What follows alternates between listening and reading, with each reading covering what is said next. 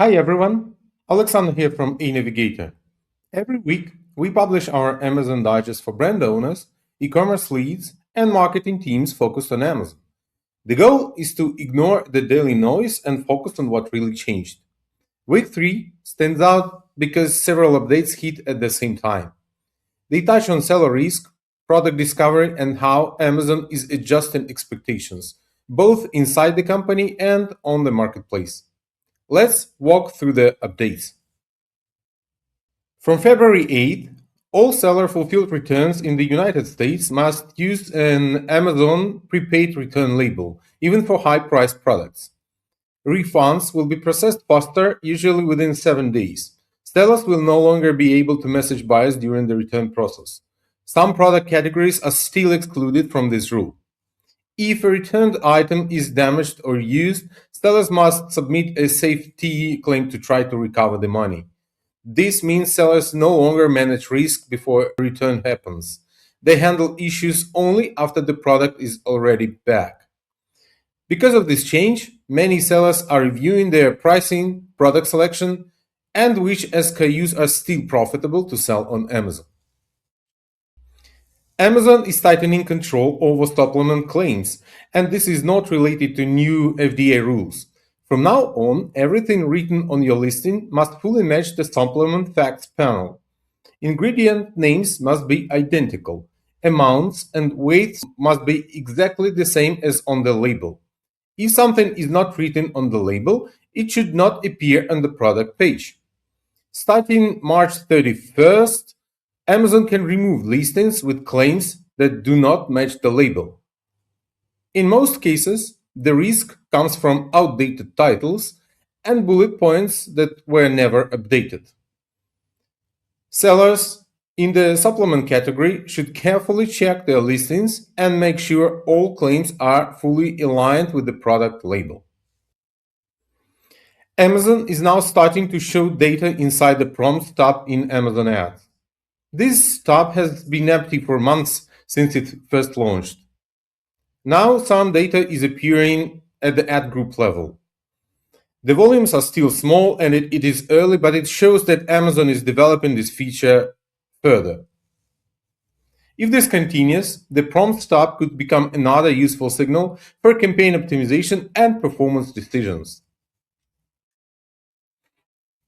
Amazon has reduced the cost of international selling with global inventory pooling. You can now sell in multiple countries using one shared inventory instead of sending stock to each marketplace separately.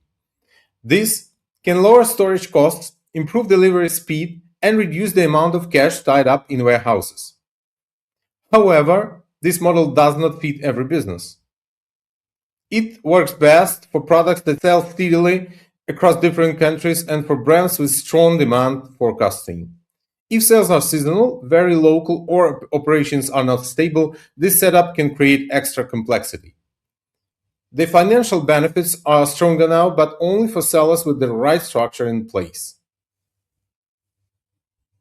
Amazon added a new feature in Seller Central for the Wine program. There is now a separate tab that shows all listings eligible for wine in one place. Sellers no longer need to check products one by one or switch between different reports. Some products that were previously enrolled in Wine and still have 29 reviews or fewer may appear as eligible again. Overall, the data appears accurate. It is a small update, but it makes managing Wine much easier, especially for brands with large catalogs. Amazon is showing how it wants shoppers to discover products. When someone searches for something specific like men's face wash, they see the normal product results. But when the search is broader, like men's skincare, Rufus opens automatically and starts guiding the shopper through a routine. This means Amazon is interpreting shopper intent. A broad search suggests the customer is still exploring. A specific search suggests the customer is closer to buying. For brands, ranking in search is no longer enough. If your product positioning is not clear, Amazon's AI will define the context and how your product is presented to the shopper. The All Sponsored Brands category benchmark report is being discontinued. It is being replaced by a new Amazon benchmark report. The main difference is that the new report includes all ad types, not only sponsored brands. It also provides more metrics, allowing advertisers to compare performance across different campaigns instead of looking at each one separately. This update encourages a more complete view of advertising performance across the account. Now about Walmart. Walmart applies AI as an operational tool embedded across the business. Instead of building one central assistant, the company uses multiple specialized systems that support customers, employees, partners, advertising teams, and internal workflows. Each tool has a defined role and works within an integrated structure. The priority is operational efficiency, fewer errors, less manual work, and better decision making at scale. Amazon is moving in the same direction. As the AI becomes part of core infrastructure, companies with strong systems and structured processes will have a clear advantage.